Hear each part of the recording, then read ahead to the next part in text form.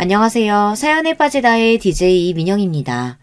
오늘 사연자님은 간신히 잡고 있던 이성의 끈을 놓아버리고 나니 차라리 마음이 편하다는데요. 과연 어떤 사연인지 들어보시겠습니다. 오늘도 2가지 사연 준비되어 있는데요. 끝까지 들어주실 거죠? 그럼 오늘의 사연 바로 시작할게요. 안녕하세요. 저는 40대 초반 남자입니다. 저는 결혼한 지 이제 3년 된 유부남이에요. 저와 아내 사이에는 이제 돌도 안 된 아들이 하나 있습니다. 사실 저는 아이를 낳고 싶지 않았어요. 아내와 결혼하기는 했지만 아내와 결혼해 사는 2년 동안 과연 우리가 아이를 낳고도 잘 살 수 있을까 걱정됐거든요. 아내와 저는 하나부터 10까지 맞는 게 하나도 없었어요.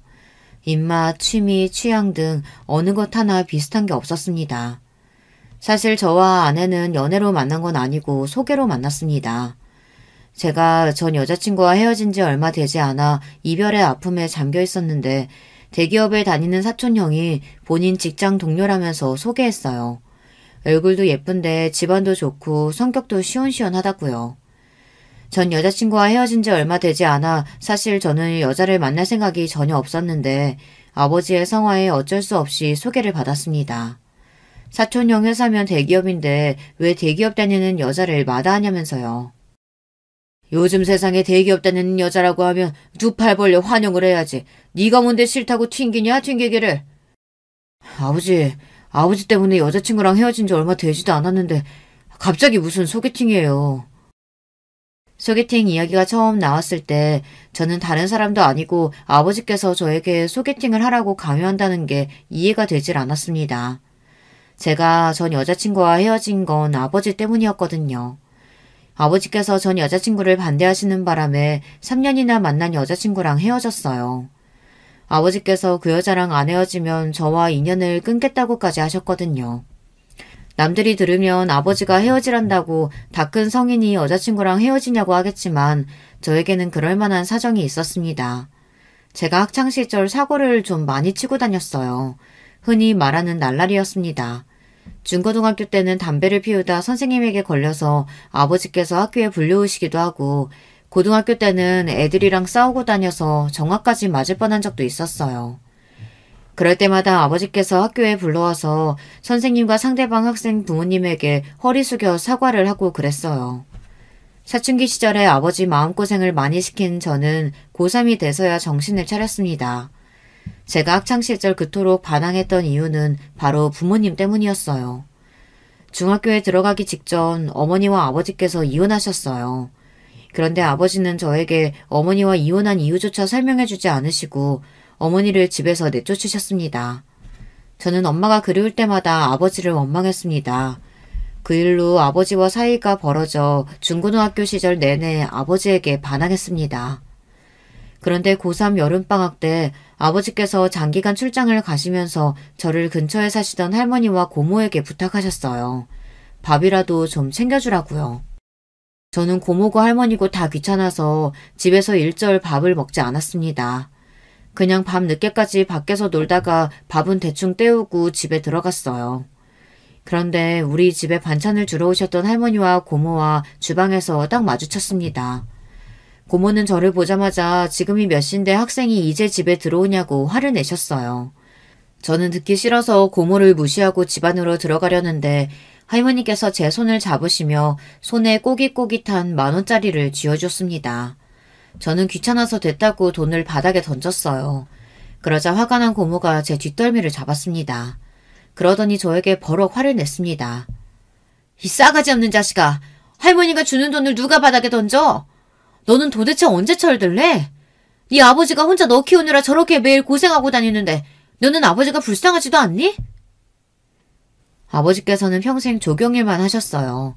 일이 많을 때는 섬에 몇 달씩 들어가서 일을 하다가 오시기도 하셨죠.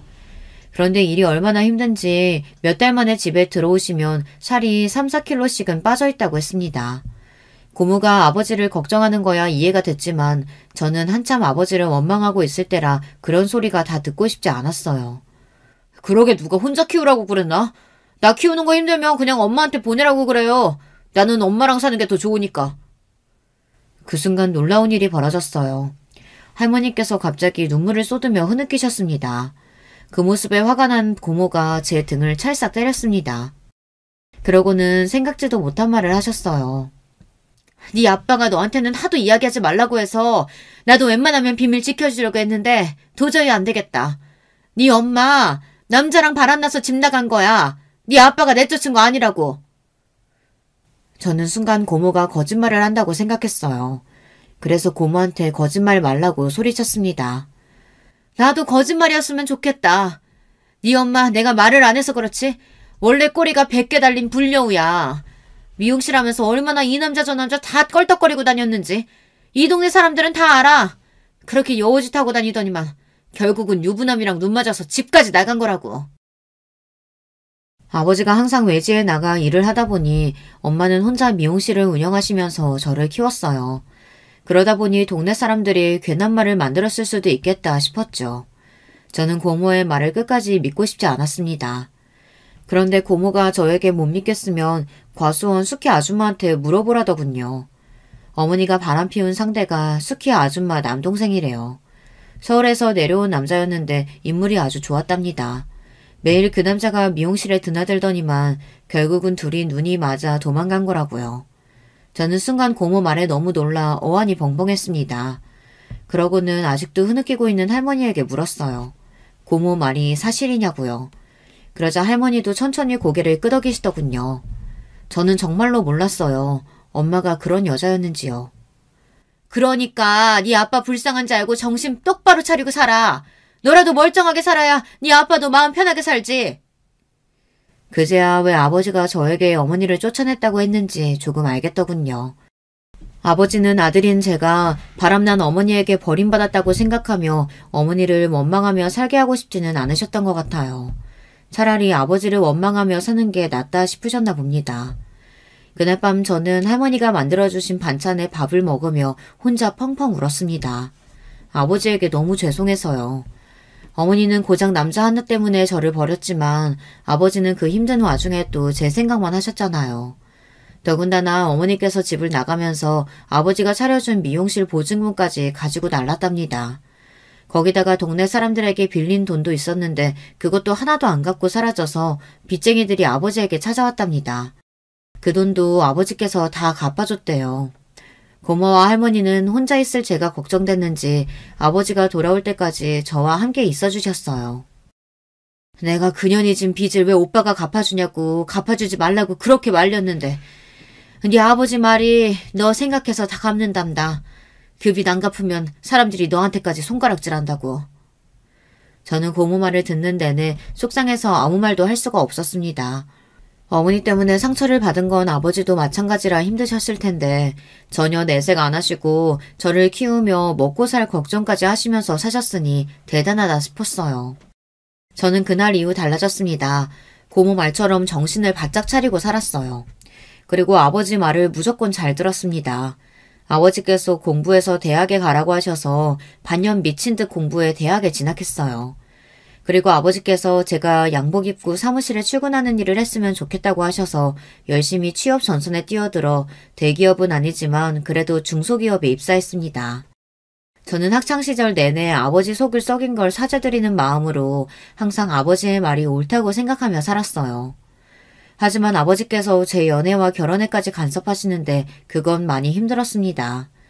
제가 직장 생활을 하며 3년이나 사귄 여자친구가 있었는데 그 여자친구가 미용실에서 일하는 미용사라는 이유만으로 헤어지라고 하셨어요. 너는 네 엄마가 나한테 어떻게 했는지 뻔히 다 알면서 미용사를 만나고 싶어? 나는 다른 건 다 괜찮아도 절대 미용실에서 일하는 애는 우리 집 며느리로 안 돼. 내 눈에 흙이 들어가도 절대 안 돼. 아빠, 그런 억지가 어딨어요. 수진이는 엄마랑 달라. 우리 수진이가 얼마나 착하고 마음씨가 고운데. 제발 한 번만 우리 수진이 만나보고 허락을 하든 안 하든 하세요. 제가 억지로라도 여자친구를 보여주고 싶어 집에도 몇 번 데리고 갔는데 아버지는 여자친구를 쳐다보지도 않았어요. 여자친구가 아버지와 가까워지고 싶어서 선물도 사서 집에 놀러오고 맛있는 음식을 만들어 오기도 했는데 아버지는 끝까지 저와의 교제를 허락하지 않았습니다. 아버지는 제 여자친구의 모든 게 다 마음에 안 든답니다. 제 여자친구가 한부모 가정에서 자란 것도 싫고 예쁘고 싹싹한 것까지 다 싫답니다. 여자가 인물 좋고 싹싹해봐야 나가서 딴짓이나 하고 다니지. 결혼할 여자는 무조건 똑똑하고 집안도 좋고 겉과 속이 같은 애여야 해. 집안이 탄탄한 집에서 자라야 가정교육 잘 받아서 허튼 짓을 안 하지. 예전에는 몰랐는데 아무래도 어머니에게 받은 상처가 아버지에게는 아직 남아있는지 아버지는 여자에 대한 트라우마가 있는 것 같았어요. 어머니께서 어릴 때 부모에게 버려져서 고아로 자랐거든요. 아버지는 툭하면 어머니가 부모 없이 자라 가정교육을 제대로 못 받아 그렇게 시주 없이 산 거라고 했습니다. 그리고 아버지께서 저에게 귀에 못이 박히게 하신 말씀이 있어요. 남자가 여자에게 당하지 않으려면 마음에 현혹되면 안 되고 똑똑하고 집안 좋은 여자를 만나야 한다고 했어요. 저는 결국 3년이나 만난 여자친구와 헤어져야 했습니다. 저는 결혼하지 못하더라도 여자친구와 헤어지고 싶지는 않았지만 더 만남을 이어갈 수가 없었어요. 저는 아버지 모르게라도 여자친구를 더 만나고 싶다고 했지만 여자친구가 더는 저와 못 만나겠다고 했어요. 나도 우리 엄마한테는 귀한 자식인데 아버님한테 자꾸 한부모 가정이라고 나더러 가정교육 못 받았다고 하시는 것도 서럽고 내 직업이 미용사라 마음에 안 드신다고 하는 것도 너무 힘들어. 나도 자존심이라는 게 있는데 더는 자기랑 못 만나겠어. 아마 제가 여자친구라도 저 같은 남자랑은 헤어지자고 했을 거예요. 제가 대단히 잘났거나 우리 집안이 대단하지도 않은데 말도 안 되는 소리를 하며 교제 자체를 반대하니 자존심이 상하는 게 당연하겠죠. 할 수 없이 저는 여자친구를 보내줘야 했습니다. 아버지는 저와 여자친구를 헤어지게 한 장본인이면서 저에게 소개팅하라고 강요하신 거예요. 대기업 다니는 사촌 형이 소개했으면 무조건 믿을 만한 사람이라고 잘해보라고 하셨죠. 그런데 저도 저인 게 속으로는 분명 소개팅이 내키지 않으면서 아버지가 시키시니 도저히 끝까지 거절할 수가 없었어요. 저는 지금까지도 믿기지 않지만 그 당시에 사촌형이 소개한 여자와 소개팅을 하고 결혼까지 했습니다. 결혼이라는 게 참 이상하더군요. 양가에서 정신없이 몰아붙이니 어느새 저는 결혼식장에 들어가고 있었어요.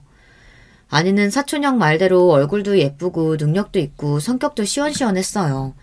아내는 부잣집 외동딸이었습니다. 장인어른이 사업을 하셔서 자수성가하신 분이에요. 본인만의 철학이 확고하신 분이셨죠.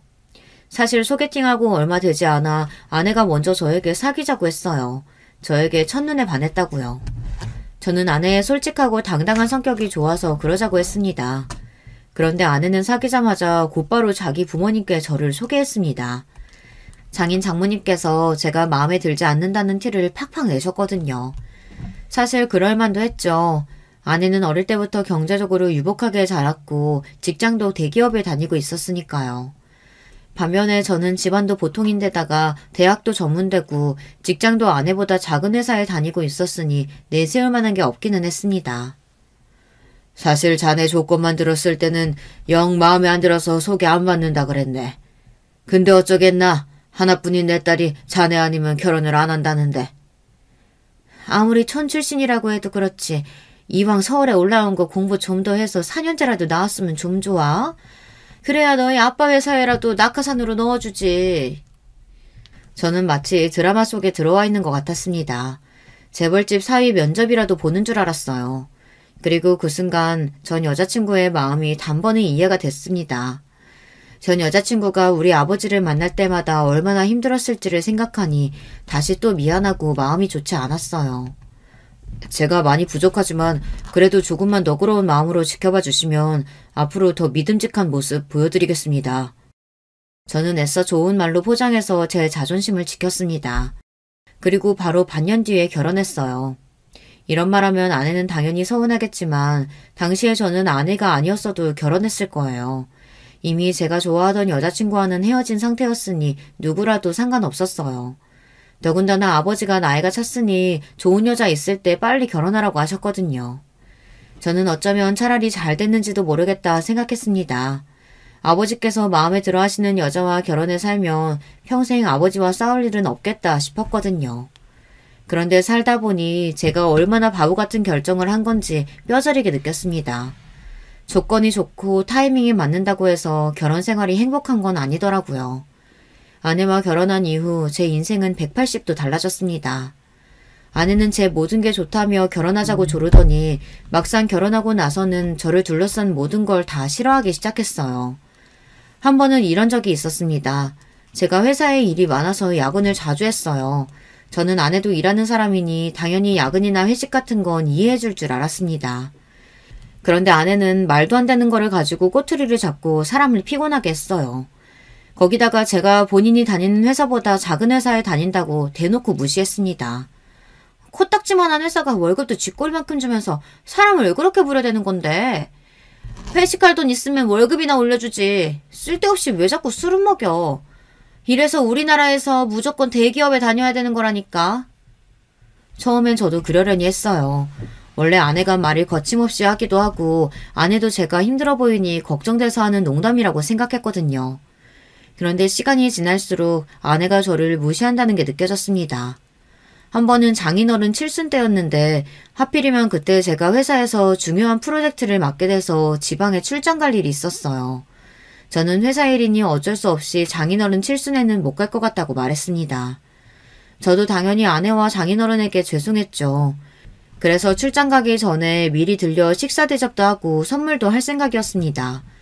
그런데 아내는 말도 안 되는 소리를 했어요. 자기, 그냥 회사 그만두면 안 돼? 대단한 회사도 아닌데 가족 행사도 참석 못하게 하는 회사를 뭐하러 다녀? 저는 순간 제 두 귀를 의심했습니다. 정말 아내가 진심으로 하는 말이 맞나 싶어서요. 저는 당연히 농담으로 하는 말이겠거니 하고 넘겼습니다. 그런데 아내의 말은 농담이 아니더군요. 제가 출장 가기 전에 장인어른께서 좋아하시는 술이랑 용돈을 챙겨 처가에 갔습니다. 그런데 장인어른도 아내와 똑같은 소리를 하셨어요.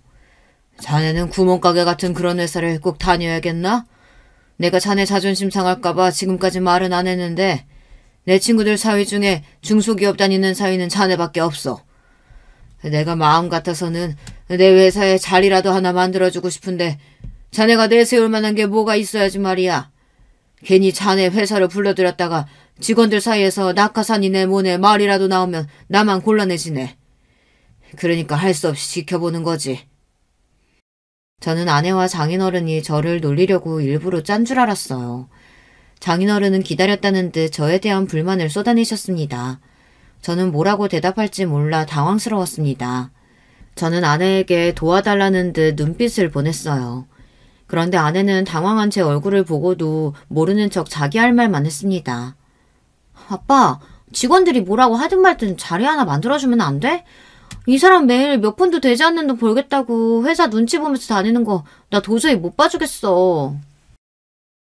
제가 없는 자리도 아니고 버젓이 제가 있는데 아내는 할 말 못할 말 구분하지도 못하고 혼자 떠들었습니다. 저는 장인 장모님도 계신 자리니 꾹 참고 있었어요. 그런데 결국은 표정 관리가 되지 않아 아내에게 슬쩍 그만하라고 언지를 줬습니다. 그러자 아내가 제가 그만하라고 했다고 또 꼬투리를 잡고 늘어지더군요. 당신도 이제 자존심 좀 그만 부려. 당신은 아빠 말 듣고도 느끼는 게 없어? 당신도 조금 있으면 마흔인데 언제까지 그 코딱지만한 회사에서 대리달고 있을 거야. 나도 친구들한테 말하기 창피하단 말이야. 저는 분명 장인어른 실순에 참석하지 못하는 게 죄송해서 미리 축하해드리고 싶은 마음에 간 거였습니다. 그런데 장인어른과 아내는 저에게 싫은 소리를 하려고 미리부터 준비하고 있었던 것 같더라고요. 이번 내 생일이 그냥 생일도 아니고 칠순이네. 회사 직원들에다가 내 친구들까지 다 오는 자리인데 하나뿐인 사위가 빠지면 되겠나? 자네가 빠지면 내 지인들이 뭐라고 하겠어? 아유, 생각만 해도 끔찍하네. 암튼 무슨 수를 써서든 그날은 꼭 오게. 자네 빠지면 나 정말 서운해할 거야. 저는 할 말이 없어 꿀먹은 벙어리 마냥 한마디도 못한 채 집에 돌아왔습니다. 그날 저녁 결혼하고 처음으로 아내와 대판 싸웠어요. 저는 장인어른 칠순날 어떻게 해야 하나 고민하느라 정신이 없었는데 아내는 저더러 장인어른 이야기하시는데 대답을 안 했다고 화를 내더라고요. 그냥 출장 안 가고 칠순날 온다고 하면 되지. 당신은 그게 뭐가 어렵다고 말을 하네? 회사 일인데 빠지는 게 어떻게 쉬울 수가 있어. 나라고 장인어른한테 그런 소리까지 들어가면서 칠순 생일에 빠지고 싶겠어? 그럼 그냥 다른 사람 보내고 안 가면 되지. 무슨 걱정이야. 누가 보면 아주 나란 일이라도 하는 줄 알겠네. 아내는 제 마음도 모르고 제가 유난을 떠는 것처럼 말했습니다. 저는 날이 갈수록 더 말이 통하지 않는 아내 때문에 힘들 때가 한두 번이 아니었어요. 아내는 그 이후로도 저를 수시로 무시했어요. 명절 때도 본인은 명절 보너스에 선물에 식사권까지 회사에서 주는 혜택이 많은데 우리 회사는 떡값도 안 주고 꼴랑 필요도 없는 선물 세트 하나 준다고 비웃었죠. 그리고 하는 말이 더 기가 막힌 게 이런 건 우리 아버님이나 가져다 주라고 했어요. 아버님 돈 아깝다고 샴푸랑 치약도 아껴 쓰시는데 이거 갖다 드리면 엄청 좋아하시겠네. 아내는 아무 생각 없이 하는 말이겠지만 듣다 보면 은근 기분이 상했어요. 저도 아내가 하는 행동마다 일일이 지적하다 보면 항상 싸우게 되니 웬만한 건 참고 넘어갔습니다. 그런데 바보 같은 저에게도 절대 참을 수 없는 게 있었어요. 아버지가 계신 앞에서 저를 무시하거나 아버지를 만만하게 대하는 건 절대 그냥 넘어갈 수 없었죠. 그날은 장인어른 칠순날이었습니다. 저는 결국 출장을 다른 직원에게 부탁하고 장인어른 칠순에 갔습니다. 저희 아버지께서 장인어른 칠순에 오겠다고 하셔서 도무지 제가 빠질 수가 없었어요. 물론 장인어른이 몇 번씩이나 본인 칠순에 올 거냐고 확인 전화를 하기도 하셔서 제가 모르는 척 하고 있을 수가 없었죠. 그런데 그냥 빠질 걸 그랬습니다. 저는 처가 사람들과 아내의 행동에 기분이 상해서 몇 번이나 자리를 박차고 나올 뻔했어요. 시작은 사소한 질문에서 시작됐습니다. 장인어른 지인분이 저와 아내를 보고 결혼한 지 꽤 됐는데 왜 아직 아이를 갖지 않냐고 물었습니다. 저를 닮은 아들이면 잘생겨서 좋을 것 같다고요. 그러자 장인어른께서 나서서 굳이 하지 않아도 될 말을 하셨어요. 남자가 인물만 좋으면 뭐래? 우리 사위 닮으면 애가 머리도 영 나쁘고 변변치 않아서 뒤치다꺼리 하느라 내 딸만 고생할 텐데. 닮으려면 무조건 우리 집안을 닮아야지. 저희 아버지까지 계신 자리에서 집안까지 운운하며 이야기하시니 저는 절로 얼굴이 붉어졌습니다. 도저히 아버지 얼굴을 볼 낯이 없었어요. 그런데 아버지께서 그 말에 맞장구까지 치시더군요. 손주든 손녀든 무조건 우리 며느리 닮아야 하죠. 그래야 얼굴도 예쁘고 똑똑하고 얼마나 좋겠어요. 아버지 마음을 모를 리 없는 저는 속상해서 한숨이 절로 나왔습니다. 장인어른 칠순이 끝나고 바로 부산에 내려가신다는 아버지를 배웅하는데 저는 내내 마음이 좋지 않아 아버지에게 괜히 죄송하다고 했습니다. 그러자 아버지는 제 마음을 다 아신다는 듯 제 손을 잡았습니다. 오랜만에 서울 구경해서 너무 좋은데 뭐가 미안해. 아버지는 너만 잘 사면 그거로 됐어. 힘들어도 장인 장모한테 잘해. 아버지는 항상 저를 볼 때마다 처가에 잘하라는 소리만 하셨습니다. 저는 그 소리를 듣는 것도 싫었어요. 사실 아내는 저와 다르게 시댁이라고 신경 쓰는 게 하나도 없어요. 부산에 아버지랑 할머니가 계신데도 명절마다 아버지가 서울에서 멀다고 오지 말라고 하면 정말 안 가려고 했습니다. 제가 억지로 끌고 가야 1년에 한두 번 가는 게 다였습니다. 더군다나 한 번은 아내가 친구랑 통화하는 소리를 들었는데 그 내용이 기가 막히더라고요. 아, 너 명절 때마다 시댁 가느라 너무 힘들겠다. 난 우리 시어머니가 진작 바람나서 도망가는 바람에 시어머니가 안 계시잖아. 시아버지도 내 눈치 보느라 오라고도 안 하니까 너무 좋아. 아내도 별 생각 없이 친구랑 하는 이야기겠지만 저는 슬슬 아내의 그 생각 없이 하는 말에 지쳐갔습니다. 30도 훌쩍 넘은 여자가 어쩜 저렇게 생각 없이 말을 하는지 모르겠어요. 그러던 중 믿을 수 없는 일이 벌어졌습니다. 저희 아버지께서 갑작스럽게 사고를 당하셨어요. 명절을 얼마 남기지 않고 급하게 끝내야 할 일이 있어서 아버지께서 무리해서 일하시다가 사다리에서 떨어지셨나 보더군요. 머리를 심하게 다쳐서 큰 병원으로 갔는데 바로 수술을 해야 한다고 해서 급하게 머리 수술을 하셨더라고요. 저는 고모에게 연락을 받고 놀라 바로 부산으로 내려갔습니다. 그런데 병원에서 수술 경과가 좋지 않다고 마음의 준비를 하라고 했어요. 저는 가슴이 철렁 내려앉는 것만 같았습니다. 저는 다행히 휴가 기간이라 아버지 곁에 있었어요. 아무래도 아버지께서 상황이 좋지 않으니 저는 아내에게 연락했습니다. 아내도 부산에 내려오는 게 좋을 것 같다고 했어요. 그런데 아내가 대뜸 하는 말이 어처구니가 없었어요.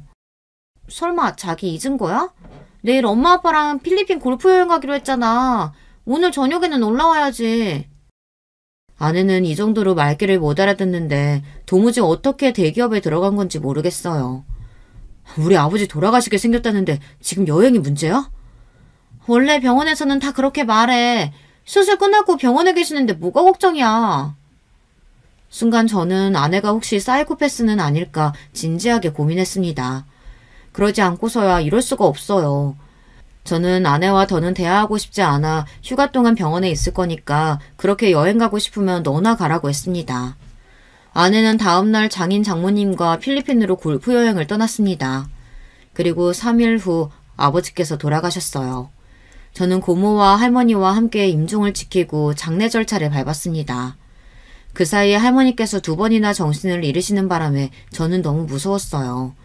아버지께서 돌아가셨다는 게 믿기지도 않는 상황에서 할머니까지 어떻게 될까봐 걱정했습니다. 제가 가장 힘든 시간을 보내는 중 아내는 필리핀에서 즐겁게 보내다가 장래에 2일째가 돼서야 장례식장에 나타났습니다. 갑자기 들어오게 돼서 비행기표가 없어 어쩔 수 없었대요. 게다가 아내가 장례식장에 오자마자 처음으로 한 말이 너무 피곤하다는 말이었습니다. 아, 피곤해. 아버님은 어떻게 돌아가셔도 며느리 오랜만에 여행 갔는데 딱 그때 돌아가시냐? 저는 너무 지쳐서 화낼 일도 없었어요. 아내라면 이제 지긋지긋했습니다. 제발 남은 이틀이라도 입 좀 다물고 있어. 안 그래도 힘든데 당신이 입만 벌리면 정말 돌아버리겠으니까. 어머, 당신 지금 나한테 입 다물라고 한 거야? 당신 이래서 감당되겠어? 나 임신했는데? 아내는 무슨 대단한 서프라이즈라도 하듯 아버지의 장례식장에서 본인 임신 사실을 발표했습니다. 정말 답이 없는 여자였어요. 저는 웃어야 할지 울어야 할지 가늠이 안 됐습니다. 그 정도로 혼란스러웠어요. 사실 저는 아내와의 사이에서 아이를 낳고 싶지 않았습니다. 아내와 언제라도 헤어질 수 있겠다는 생각을 항상 했거든요. 그런데 아버지가 떠나시면서도 저에게 참고 살라고 하고 싶으셨던 건지 선물을 주고 가셨습니다. 저는 지난날은 가슴에 묻고 아내와 아이를 키우며 한 번 더 잘해보자 마음을 굳게 먹었습니다. 아이가 태어나고서는 너무 정신없어서 도저히 딴 생각을 할 여유가 없었어요. 그날도 늦은 밤까지 일하느라 정신이 없었습니다. 그런데 그때가 밤 11시가 넘은 시간인데 갑자기 핸드폰이 울렸습니다. 저는 모르는 번호를 보고 받을까 말까 고민했는데 아무래도 기분이 이상해서 전화를 받았어요. 그런데 전화를 받자마자 들리는 목소리에 저는 놀라 입을 틀어막았습니다. 여보세요. 여기 동부경찰서인데요. 오순호 씨 되시죠? 여기 지금 이금영 할머니가 길을 잃었다고 접수가 돼서 연락드렸어요. 지금 바로 경찰서로 오실 수 있죠? 순간 저는 너무 놀라서 말문이 턱하고 막혔습니다. 서울에서 기차로도 4시간을 넘게 걸리는 시골에 계신 할머니가 이 늦은 시간에 어떻게 서울경찰서에 계신가 해서요. 네? 정말 저희 할머니 맞으세요? 저희 할머니는 부산에 계시는데요. 네, 부산에서 오신 오금영 할머니 맞아요. 신정동 대형 아파트 사시죠? 거기 손주 만나러 왔다가 집에 아무도 없어서 몇 시간을 혼자 여기저기 헤매셨나 봐요. 그러다가 길을 잃어서 놀이터에 앉아 계신 걸 우리 파출소 경찰들이 모시고 왔어요. 집에 아무도 없었다고요? 그럴 리가 없는데. 제 아이가 어려서 집에 같이 있거든요. 저는 너무 당황하고 놀라서 핸드폰을 든 채 횡설수설했습니다. 요즘 젊은 며느리들 시골에서 올라온 시어머니 귀찮다고 문 안 열어줘서 그냥 내려가는 분들 원래 많아요. 아무튼 할머니 짐도 많으시고 많이 피곤해하시니까 빨리 와서 모시고 가세요. 경찰관은 원래 이런 일이 많다고 별일 아니라는 듯 이야기했지만 저는 도무지 이 상황이 믿기지 않았습니다. 저는 곧바로 일을 마치고 전화가 걸려온 파출소로 향했습니다. 파출소로 가는 길에 아내에게 전화했어요. 혹시나 하는 마음에 할머니가 집에 왔었다는데 오늘 외출했었느냐고 물었어요. 그러자 아내가 너무 당당하게 하는 말이 기가 막혔습니다. 아니, 내가 나가긴 어딜 나가. 애 보느라 힘들어 죽겠는데. 당신 할머니가 연락도 안 하고 집에 왔길래 귀찮아서 그냥 집에 없는 척했어. 순간 저는 제 2 귀를 의심했습니다. 경찰관 말이 사실이었어요. 정말 제 아내가 할머니 오신 걸 보고도 없는 척 문을 열어주지 않은 거예요. 저는 너무 화가 나서 도무지 참을 수가 없었습니다. 당신 제정신이야? 우리 할머니 부산에서부터 혼자 집까지 혼자 기차 타고 버스 타고 5시간을 올라온 거야. 그런데 어떻게 연락 좀 안 하고 왔다고 문도 안 열어줄 수가 있어? 할머니 혼자 기다리다 지쳐서 여기저기 돌아다니시다 길 잃어서 지금 경찰서라잖아. 저는 혼자 문 앞에서 벌벌 떨었을 할머니를 생각하니 눈물이 왈칵했어요. 그런데도 아내는 사람이 맞기는 한 건지 뻔뻔한 소리를 해댔습니다. 끝까지 본인은 잘못이 없다네요. 그러니까 5시간이나 서울에 오는 동안 전화 한 통을 어떻게 안 하시냐고. 그리고 이 집은 엄연히 우리 집인데 내가 초대하지 않았는데 무턱대고 오신 분한테 무조건 문을 열어줘야 되는 거야? 난 도저히 이해가 안 되는데. 우리 할머니가 남이야? 초대받아야만 손주 내 집 오게? 그리고 아무리 싫었어도 날씨가 이렇게 추운데 몇 시간을 할머니 혼자 복도에 계시게 놔둘 수가 있어? 당신이 그러고도 사람이야? 나야 사람 없는 줄 알면 당연히 그냥 돌아가실 줄 알았지. 거기서 계속 기다리실 줄 알았나?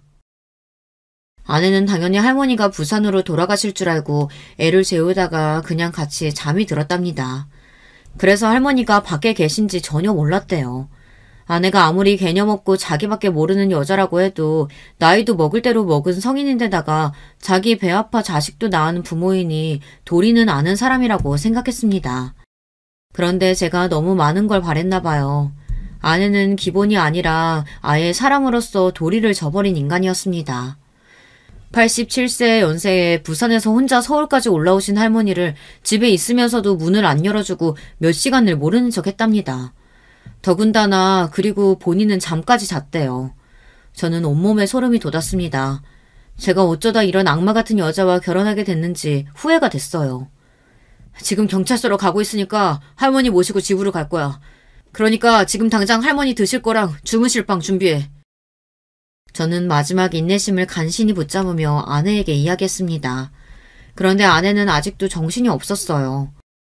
할머니를 왜 우리 집에 데리고 와? 그냥 근처 모텔방 잡아드리면 되지. 순간 간신히 붙잡고 있던 제 이성은 파사삭 끊어지고 말았습니다. 이제 더는 참을 수 없었어요. 모텔? 너 정말 최악이구나. 저는 이대로 아내와 계속 이야기하다간 저까지 미쳐버릴 것 같아 전화를 끊어버렸습니다. 저는 경찰서에 도착하자마자 할머니의 상태부터 확인했습니다. 1월 이 추운 날씨에 몇 시간을 헤매고 다니셨으니 감기라도 걸리셨을까 봐서요. 연신 괜찮냐고 묻는 저에게 할머니는 아무렇지 않다고 하시며 웃으셨어요. 그 모습을 보는데 가슴이 아파 할머니를 똑바로 바라볼 수조차 없었습니다. 그리고 얼마 전 새해가 되자마자 시골에 계신 할머니께서 저에게 전화하셨던 게 기억이 났어요. 증손주가 보고 싶다고 언제 올 거냐고 물으셨죠. 그때도 마음 같아서는 당장 쉬는 날 아들을 데리고 부산에 내려가겠다고 하고 싶었지만 아이가 아직 어르니 명절에나 한번 내려가겠다고 하곤 전화를 끊었습니다. 아무래도 아기가 태어난 지 100일이 다 됐는데 증손주를 못 보신 게 마음에 걸려서 혼자 기차를 타고 올라오신 것 같았어요.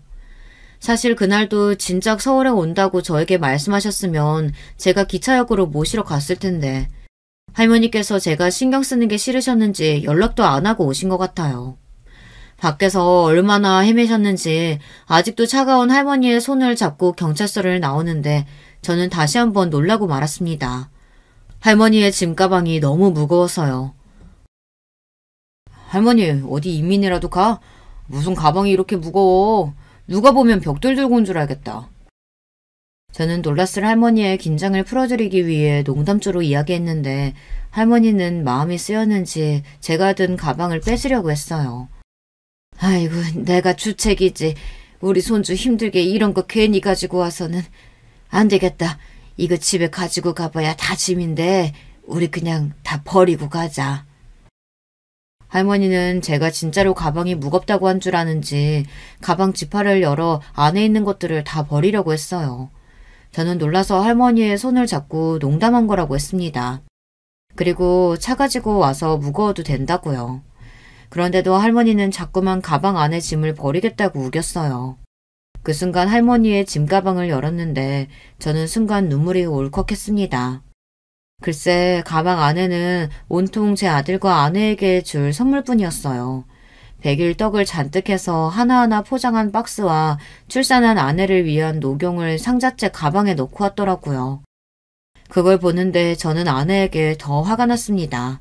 이 정도로 본인을 걱정하고 생각해서 온 할머니를 어떻게 그렇게 매몰차게 쫓아낼 수가 있는 건지 도무지 이해해보려고 해도 이해할 수가 없었어요. 저는 그 순간 오만 가지 생각이 들었습니다. 진심으로 아내한테 정이 뚝 떨어졌어요. 저희 아버지가 돌아가실 때 아내가 했던 말이나 행동도 아직도 마음에 남아있는데 할머니에게까지 이러는 모습을 보니 제가 과연 아내와 살 수 있을까 싶더라고요.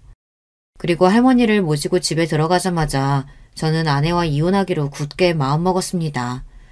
글쎄 제가 음식도 준비해두고 이불도 준비하라고 했는데 아무것도 하지 않고 온 집에 불을 다 끄고 자고 있더라고요. 심지어 안방문까지 잠그고요. 저는 이제 화도 나질 않았습니다. 기가 막혀서 오히려 웃음이 났어요. 저는 애써 할머니가 걱정하실까봐 아내가 애를 재우고 있는 것 같다고 시간도 늦었으니 증손주는 내일 보고 먼저 좀 주무시라고 했습니다. 저는 작은 방에 할머니를 재워드리고 비상열쇠를 꺼내 안방 문을 열었습니다. 그리고 아내를 흔들어 깨웠어요.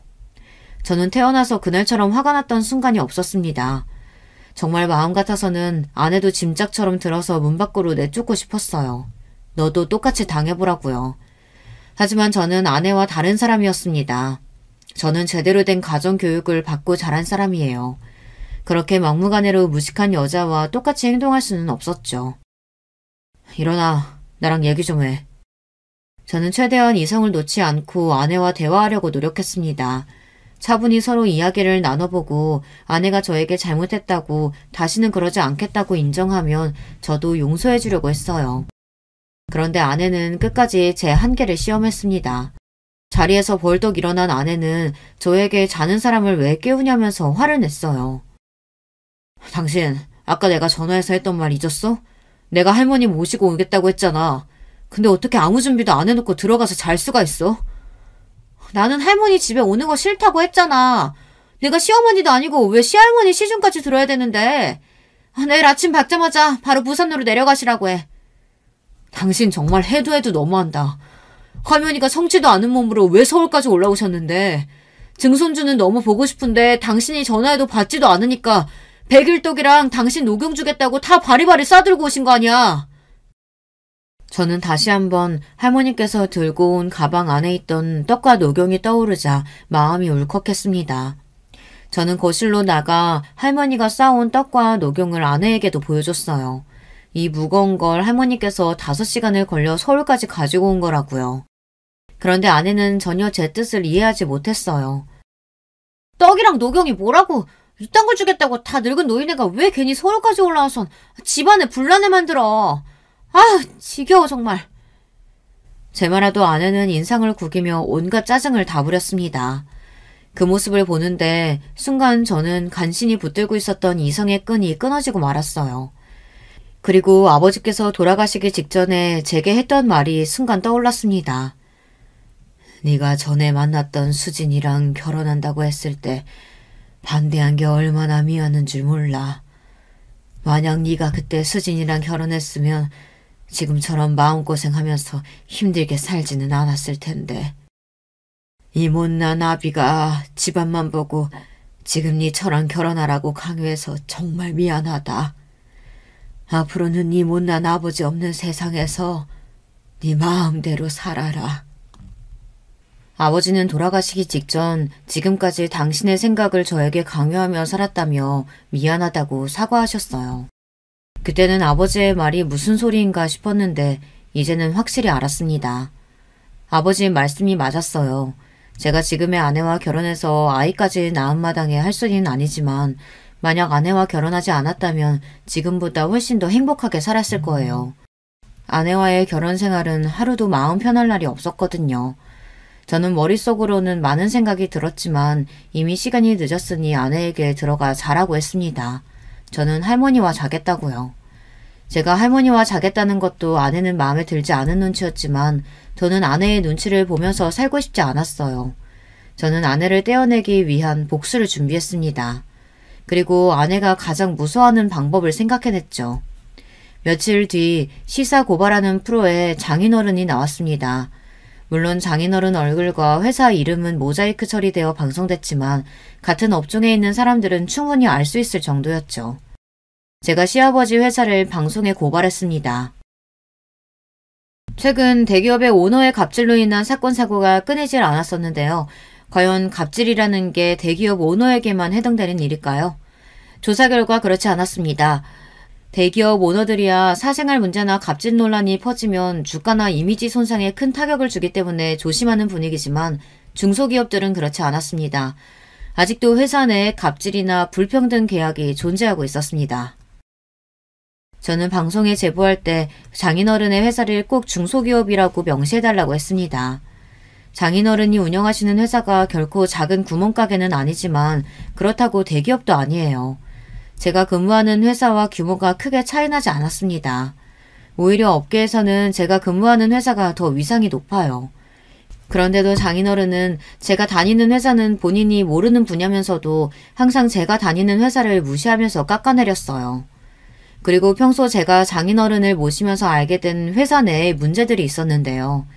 당한 사람들이 고소까지 할 정도로 큰 사건은 아니었지만 당한 사람들에게는 꽤 억울할 만한 일들이었죠. 아내나 장인어른은 부끄러운 줄도 모르고 그런 이야기들을 저에게 하고는 했어요.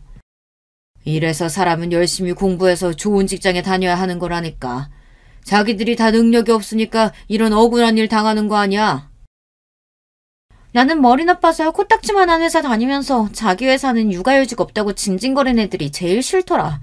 그러게 지들도 공부 좀 해서 진작 대기업까지. 반면 저는 장인어른과 아내의 이야기를 들을 때마다 속이 답답하고 제가 다 그 사람들한테 미안했어요. 그래서 며칠 전부터 장인어른에게 사람을 붙여 영상을 찍게 해 고발할 증거를 확보했습니다. 장인어른네 회사는 다른 중소기업보다 계약직 수가 많아요. 더군다나 계약직까지도 인턴 기간을 줘서 3개월이나 부려먹고 중간에 자르는 경우도 허다했습니다. 거기다가 5년 넘게 다닌 직원을 임신했다는 이유만으로 계약직으로 전환해 스스로 회사를 그만두게 한 사례도 있었습니다.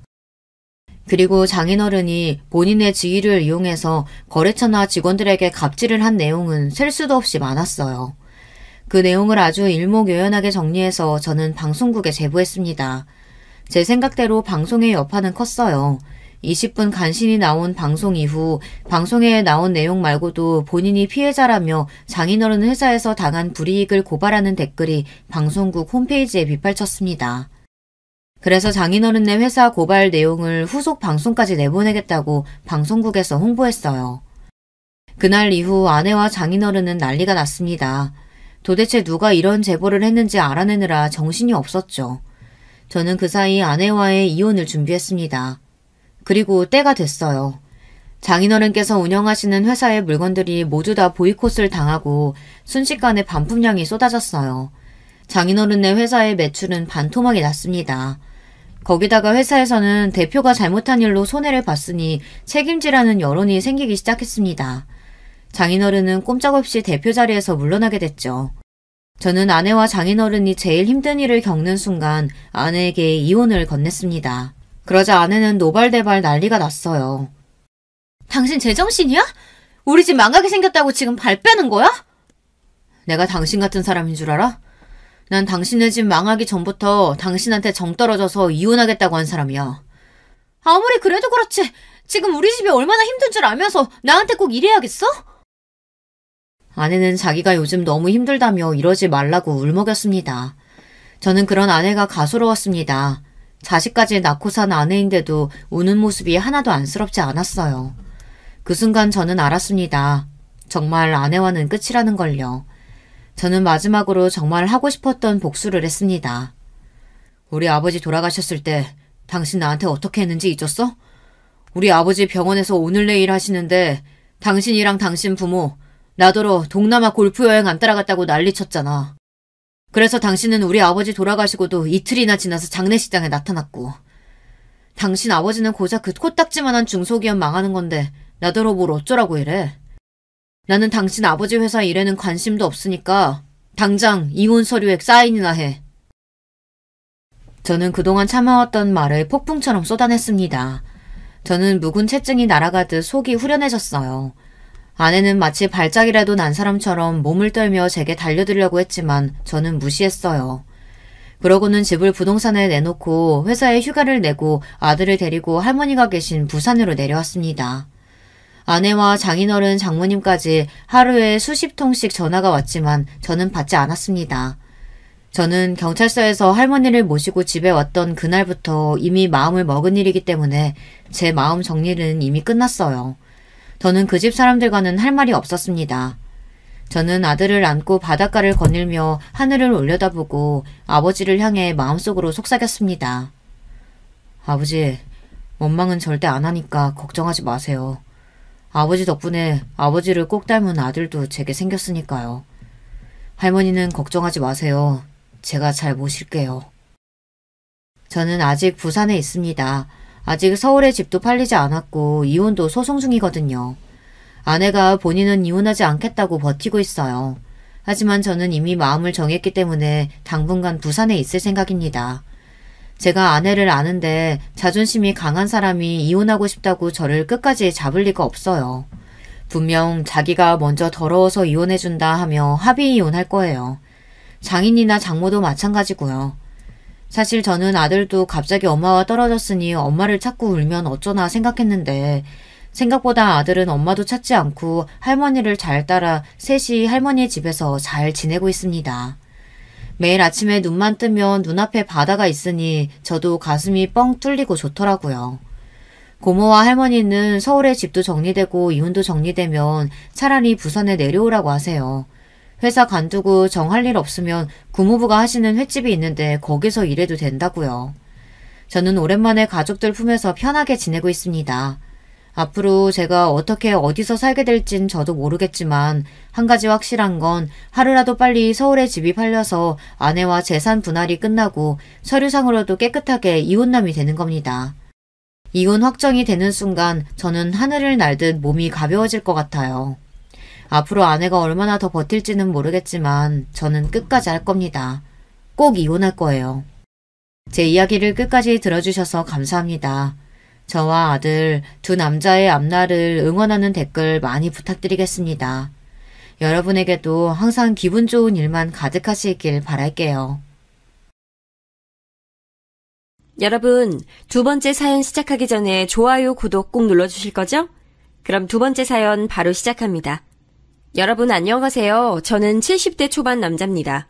오늘은 특별한 날이라 조용히 생각을 해봤어요. 그런데 제가 살았던 인생을 되돌아보니 참 파란만장했다고 느껴지더라고요. 얼마 전에 믿기 힘든 일이 일어나기도 했습니다. 그래서 용기 내어 사연을 제보하게 됐어요. 때로는 현실이 더 영화보다 드라마보다 더 대단하잖아요. 저한테도 그런 일이 일어났습니다. 사실 어렸을 때는 저한테 이런 일이 일어날지 전혀 몰랐어요. 다들 어렸을 때는 꿈과 희망으로 가득 찬 생활을 하지 않습니까? 저는 전혀 아니었습니다. 오히려 어렸을 때가 인생에서 제일 힘든 시기였어요. 왜냐하면 어린 시절을 내내 보육원에서 보냈거든요. 저는 부모님이 누군지 얼굴도 모르고 살았습니다. 이름도 모르고 나이도 모르고 그냥 보육원 원장이 지어준 이름과 생일을 가지고 있어요. 생일도 제가 태어난 정확한 날짜가 아니고 원장이 저를 문 앞에서 주운 날이 제 생일입니다. 제가 70대니까 그 시절에는 워낙 고아가 많았어요. 저처럼 아예 부모를 모르고 살지 않더라도 시대가 시대니까 부모와 생이별한 사람도 아주 많았습니다. 이상가족도 많았고요. 그래서 그때는 보육원에 저 같은 아이들이 되게 많았죠. 아이들은 많은데 먹을 것은 부족하니 항상 배가 고팠어요. 넉넉하게 배불리 먹는다는 느낌이 무엇인지도 모르고 살았습니다. 밥이 없어 감자나 고구마로 끼니를 대신하는 것은 일상이었죠. 먹는 것만 부족한 것이 아니고 입는 것도 부족해서 매일 같은 옷만 입기도 했습니다. 그래도 학교 가기 전에는 아무것도 모르는 나이고 보육원 안에서만 생활해서 괜찮았어요. 문제는 국민학교에 입학하고 난 뒤였습니다. 저는 보육원 아이들이 주로 가던 학교가 아니고 옆 학교로 진학하게 됐어요. 인원이 많아 그랬다고 하던데 차라리 같은 보육원 친구들이 있었으면 그래도 제가 버틸 수 있었을 거라 생각이 들어요. 학교에 갔더니 그 학교는 그래도 부모가 있는 친구들이 대부분이었습니다. 거기서 저는 완전한 이방인이었어요. 먹을 게 부족해서 항상 배고픈 상태라고 했잖아요. 그래서 저는 또래에 비해 덩치가 비교될 정도로 작았습니다.